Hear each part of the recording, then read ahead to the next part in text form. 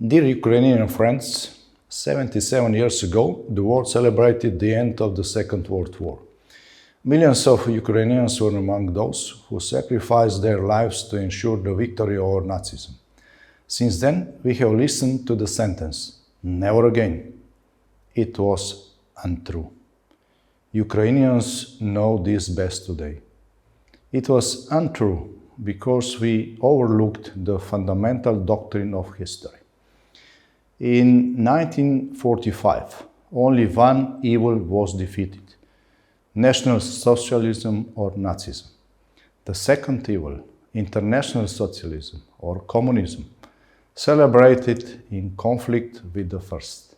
However, evil, because it confronts another evil, does not yet become good. This second evil occupied Eastern and Central Europe and the Baltics, enlarging gulags and forced labor camps, killing millions of innocent people at home and abroad. Even the victory of the West in the Cold War did not eliminate this evil. Nazi Germany experienced denazification after the defeat. Communist Russia experienced merely the disintegration of the Soviet Union. There was no lustration in Russia, no decommunization, no justice. Not enough interest on the West either. Evil has survived. Today, the KGB network controls the Russian state. It has nuclear weapons and the future is unclear.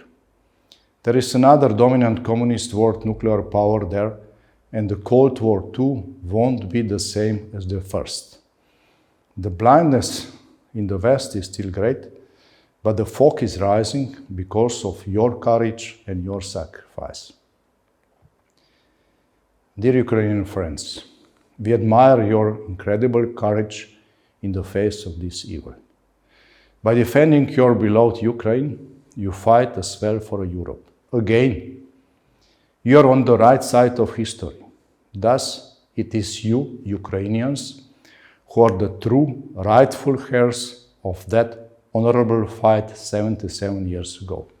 In Moscow, there are the heirs of the Molotov-Ribbentrop Pact. Let me reaffirm our solidarity with you and my full support for immediately granting Ukraine a clear perspective for rapid integration into the European Union. Slava Ukraini!